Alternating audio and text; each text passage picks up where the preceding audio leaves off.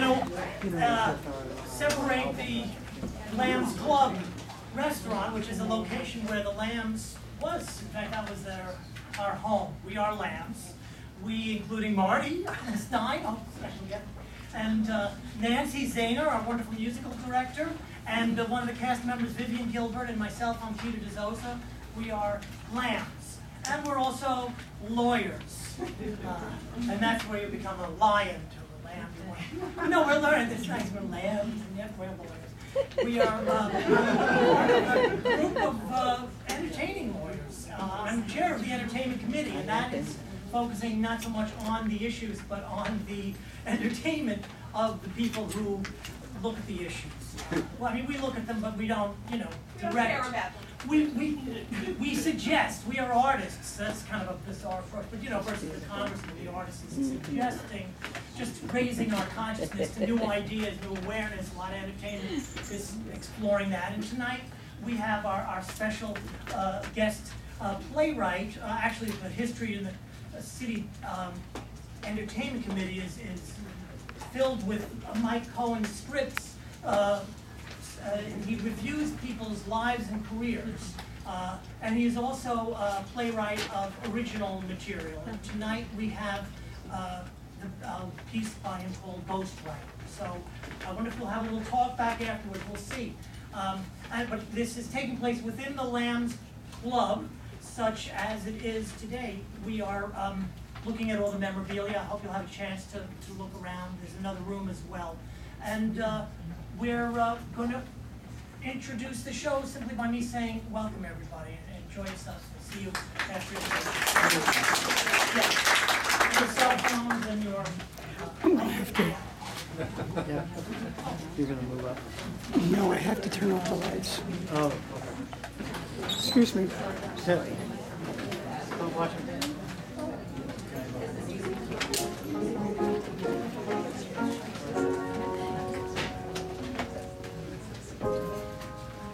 Welcome to our play.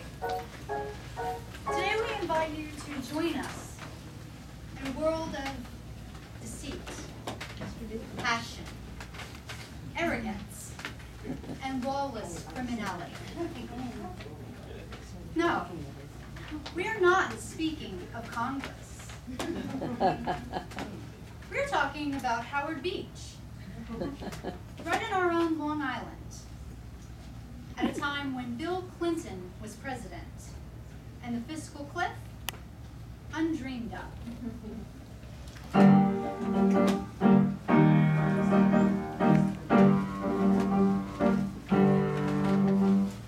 Times have changed. Lawyers once fought the noble fight. Now their mores give me a fright. This profession has caused a blight. And today, like the law, I find marriage cursed. Husbands, wives are now at their worst. In this play, you'll see some first. In olden days, a glimpse of stocking was looked on as something shocking, but now God knows anything goes. Ghostwriters too, who once knew better words, now aim to tease and shock and to sound absurd. Anything goes. The world has gone mad today, and goes bad today, and day's night today, and black's white today, and some girls today that men prize today are just ghostwriters who can prose. Our show will take you on a different course. I know that you're bound to answer when I propose. Anything goes. Ghostwriters too, who once were introvert, now flirt, are curt, are overtly pampered. Anything goes. The world has gone mad today when ghostwriters say that they'll take their pay in a friendly way. But who wins the day in this shocking play? My be hard for you to suppose. But if you've got an open mind, you might find you're inclined to pine for them. Heaven knows, anything goes. Anything, anything, anything goes.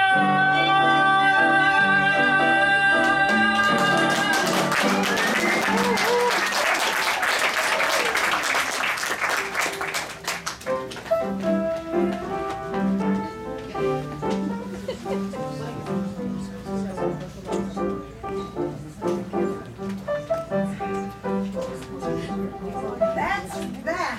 Oh, God. Look, why don't we just sit down for a little while? Wait a minute. Take a look at this place. What a god-awful mess Mrs. Rogers doing. Look, I'll just clean up for a little while, and then we can get comfortable. You know, I wonder where he is. Roger? He's got to be around here someplace. His cup is still hot. Oh, well then I'm sure it'll turn up. God, I hate shopping at that price club. I mean, it's absolutely overwhelming. I mean, all those people, all those aisles. I'm so glad we ran into each other. Oh, you're bet. You know, it's a whole lot better having somebody to chat with when you stand on those little aisles and just stand there and watch the seasons change.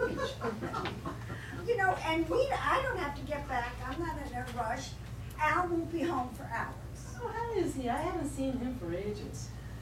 Well, he's just the same. A nutcase. I'm surprised that he's still living with you. Well, you know, after the divorce, I didn't want to be alone. That was 12 years ago. And I can't believe that he hasn't found a life for himself. Oh, well, he's too happy. And really, I don't mind. I mean, I really like having a man around the house. I mean, he's company. He washes his own underwear. I mean, what else could I ask for? Is he still addicted to television? Oh, yeah. Football and cop shows. Cop shows. Oh, yeah, you know, like Columbo. You know, he must have seen every single episode. Now he sees the reruns and he recites the dialogue along with the actors. You know, Claire, a relationship with your brother is not the same thing as a nice, warm, loving relationship. If you Look, why don't you just sit down? All this, you know, straightening up is making me nervous. Oh, you're right. It's like cleaning up the Augean stables anyway. Roger is such a mess. Would you like me to help you bring in the rest of the groceries? No, Roger will do it. The food will stay in the car. Okay. By the way, what's with the word processor on the card table? You're looking at my salvation. Roger has decided to write his memoirs. And when he's writing on that book, which is all too rarely nowadays, he leaves me alone. His memoirs? But he's been a tax attorney for 40 years. I mean, how many people want to read the internal revenue code on Jones Beach? No. He thinks he's going to do these vignettes of some of the interesting clients he's had. Believe me, he's had a few views. Thank God he didn't bring them home. Well, most of them were from Howard Beach, right? That's right. That was his playground. Listen, we're going to have lunch in about an hour. Why don't you join us? Oh, thanks. That's very Oh, Roger is about. There's Roger now. Hello, Claire. Haven't seen you around recently. Well, you know, I met Sam at the Price Club, and she invited me over. So how are you doing? Keeping busy? Are you kidding? I just sit around the house waiting for the grave to open. For heaven's sake, Roger, you're not that old, and you're in excellent health. You don't understand, Sam. It's boredom that's going to kill me. You just have to give kind of a chance, You know, Oh, look, don't you have any interests that you neglected while you were working all those years? I spent too many years practicing law. I never took up golf. I I look lousy in tennis shorts, and nothing but God's earth would get me on a plane again. So my horizon's clear, abounded by the walls of this house. Come on, Roger, you weren't that happy at the office. You used to come home crabbing about your clients, about your secretaries, about your partners. You complain about everything. Maybe I did, but at least the job wasn't boring. You just haven't given retirement a chance, Roger. You know, I used to think it would be great to sleep as late as I wanted to. No more deadlines, no more partners meetings over whether to hire more associates or to clear bankruptcy. I used to think I could just do whatever came to mind, but the trouble is nothing comes to mind. Oh, God, well, you know, how long were you at that firm? 40 years. 40 years. That's a very long time. 40 years, poor Roger. Did they at least give you a nice party when you left? Oh, yeah, great party. I felt like I was the guest of honor at the Last Supper, and you know what happened to him? Oh, well, that's enough. That's enough.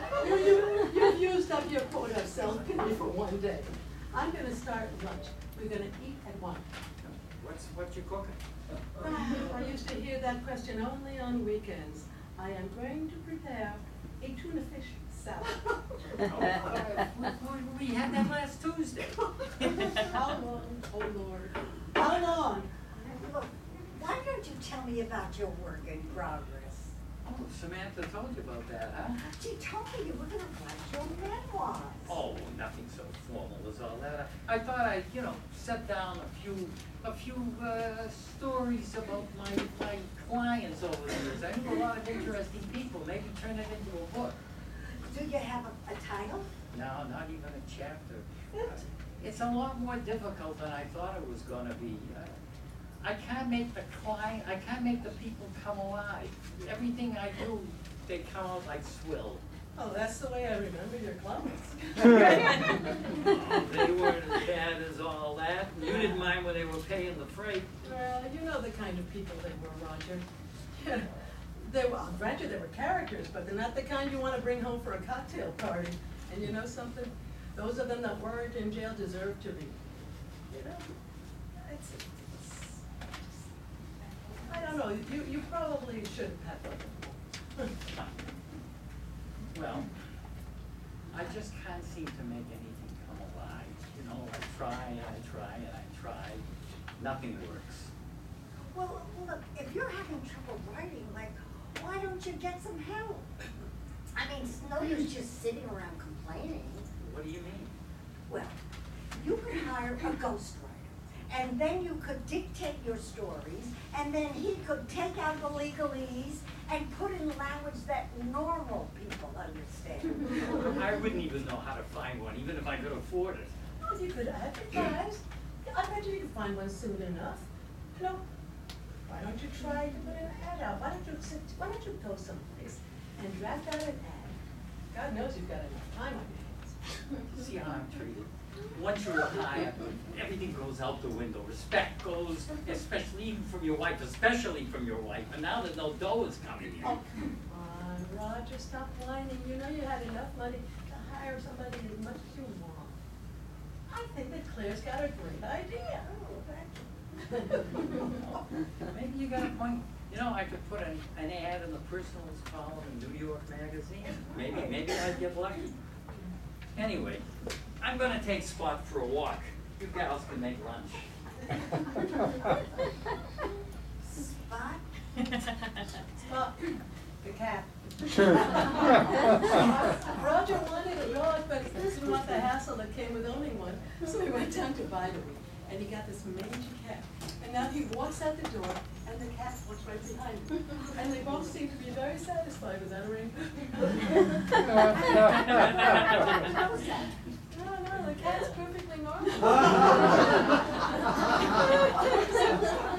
Well, so I think Roger's gonna come around. He'll be okay, don't worry. You think? He's driving me crazy. Oh, sure, he'll be fine. What they should have is like a support group for women like you. Like 12 steps for a happy retirement. Well, why don't you do this? Leave the sandwich here for him. We'll go to the gym. You'll exercise and you'll get rid of all this hostility. I mean, you've got to remember, you're not the first woman whose husband has retired.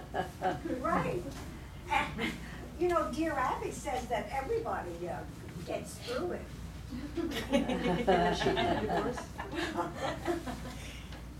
That was the 13th step.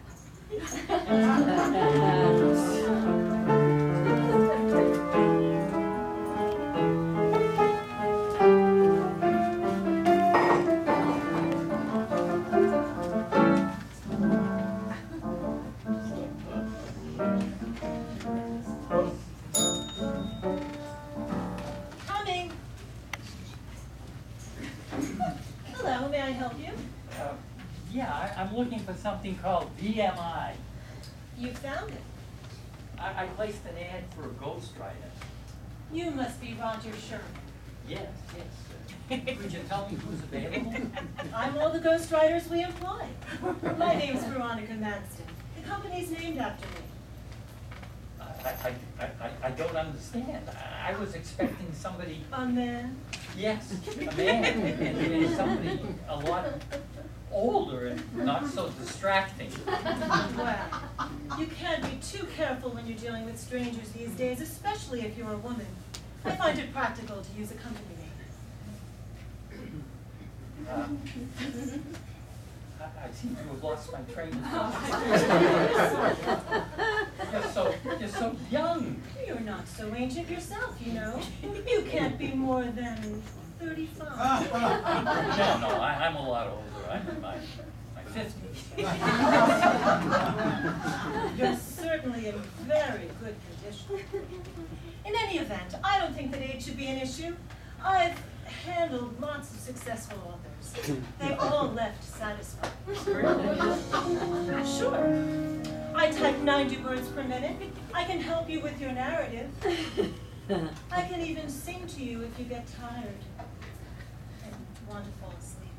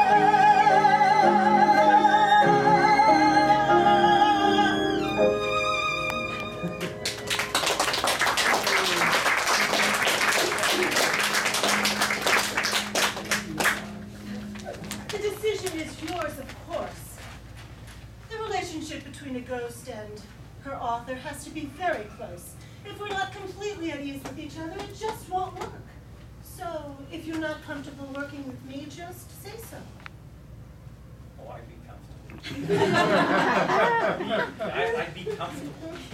So, if we do this, where would we work? Right here. Here, in this apartment? Sure. If we were at your home or in your office, the phone wouldn't stop ringing and you wouldn't be able to concentrate for long. Most people like working here. This is a large studio apartment in a pre-war building, and the ceilings are high, it's nice and quiet. There's even a bed that comes out of the wall. No kidding. Wow, what the heck, you only live once. Why not? Why not? I'm so glad. So, what's your magnum opus to be about, anyway? About my experiences as an attorney. Oh, that should be fascinating. I'm sure nobody's ever thought of that before. I take it you're a trial attorney. No, I'm a tax consultant. Memoirs of a tax attorney? Yes. We're not talking Book of the Month Club here, are we? No, this would be very interesting. I practiced in Howard Beach. I had a lot of interest. I never worked for him, at least not directly. Did you work for any of those Oh, Godfather? lots of them, and I've got a lot of great stories to tell. Won't they mind? Why should they mind? We'll disguise everything and everyone. And anyway, aside from The Godfather, they don't read books. This is great. I'm just finishing up with someone. Why don't we start Monday morning at, say, 9 o'clock? Oh, I can't wait. By the way, I don't mind working late into the evening, and so, if you don't think your wife would mind. My wife. Oh, my wife. You don't need to worry about her. We can work as late as you like. I'm not married.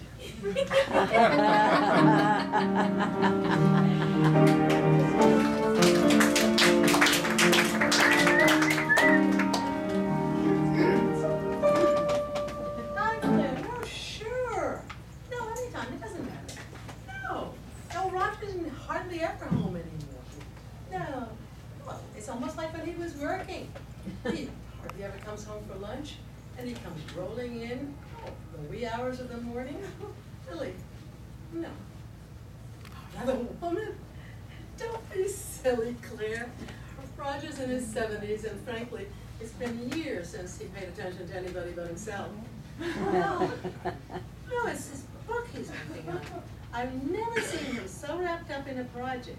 That's amazing. Oh, wait a minute. There's somebody at the door. I'll call you back then. Arthur, what a surprise! I'm sorry to bother you, Samantha, but there's a problem at the office and I need to speak to Roger. I've called several times, but no one answered. Oh, there's nobody ever here in the afternoon. Oh, but it's delightful to see you. How are things on Howard Beach? Is Roger missed? Frankly, Sam, we'd love to have him back. His clients are a handful. They're all very excitable, and none more so than this one. He's the reason I'm trying to find Roger. He knows Roger's retired for a month, but he just laughs and says, nobody ever retires from me. Well, Roger is hard at work on a book. He is working at a place called VMI. I could give you the address, but he doesn't want to be disturbed by anybody for any reason, and he doesn't want anybody to just drop in and disturb his flow. His flow? His flow of concentration. Well, I'm afraid this qualifies as an emergency. Roger's client base has always been excitable, and none more so than this one. There's no one at the office whom he's willing to speak to. Roger's the only one he's ever been able to deal with, and he's got an order coming up. Sam, I do not want to turn this man away. The consequences could be disturbing.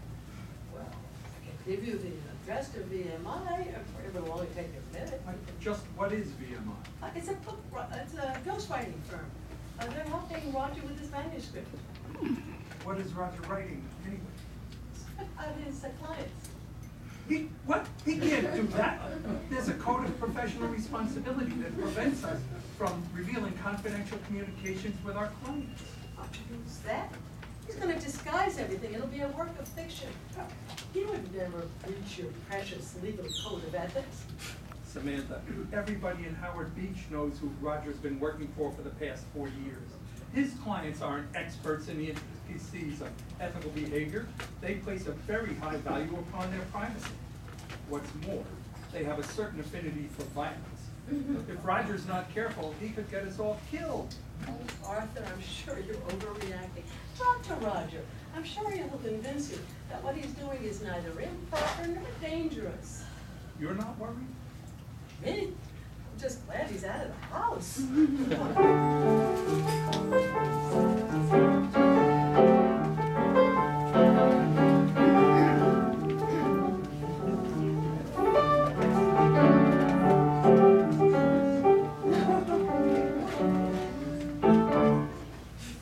Yo, Vinny, what time you want to go to lunch? Well, let's make it around 2. I gotta talk to John Carlo about the Hunters Point project. That's a real interesting proposition. None of the family has ever owned a crematorium before. If the numbers work out right, it could be a fabulous investment. It'd certainly make our jobs a lot easier. John Carlo wants me to get Roger to look at tax implications. Hey, have you gotten a hold of him? We gotta get him together with John Carlo for the audit anyway. Not yet. There are complications. What do you mean? Did you call his office? Yeah, but Roger wasn't there. So I talked to one of his partners. You've seen him around, gray hair, dresses like a waiter. He says Roger's simply not available, even for Giancarlo. This does not sound like our friend Roger to me, Joe. Did this partner happen to say why Roger is not available to assist an old friend? Yeah, he says that Roger has retired from practice, begun a new career, and no longer desires to associate with any of his old friends. I find that hard to believe, but it can't be less work. Of course it can't, so I lean on the guy a little. The door opened up like a flower. Roger is to be found in a studio apartment at 12-something place in Manhattan. Hey, I'm impressed. That is one classy address. I'm told that Roger is on the premises 7 days a week and much of the evenings. Alone, according to the lawyer, old Raj spends his time with a real babe. Our Roger, the pillar of respectability? Oh, this is too good to be true. No, it's true, all right. And his hook is that she's helping him write a book. Well, of course. Gotta have a hook. I mean, if Roger was stupid, he wouldn't have lasted this long. So what's this book supposed to be about? You know, I asked him that, but he wouldn't say. Joe, I think it's time we had a conversation with Roger ourselves. And we sure as hell got to get him together with John Carlo for that audit. The feds want to talk tomorrow. I agree. Roger is an honorable man, Joe. He will not give us any trouble. I wonder what the guy looks like. Well, she'd have to be some kind of babe to get a straight arrow like him to kick over the traces. He sure isn't in character. Of course he's getting on. Maybe he's going through, what do you call it, change of life? Change of life? Joe, you are a trifle confused. That is only for broads. You gotta watch that stuff, babe. A little learning can be a dangerous thing. I sure hope Roger understands that.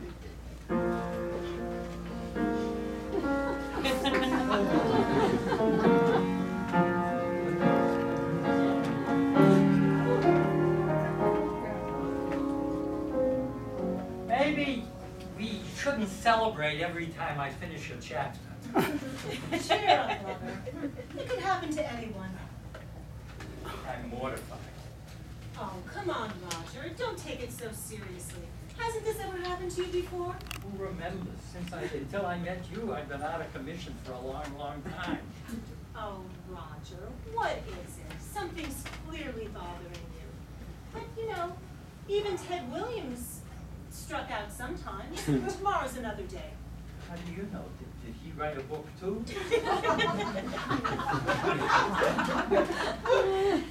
Roger, what is it? You haven't been yourself all day. Oh, it's nothing. Well, Samantha's been on my mind a lot lately. I see. Your non-existent wife. Well, listen, I finally told you about it, didn't I? As if I would have minded.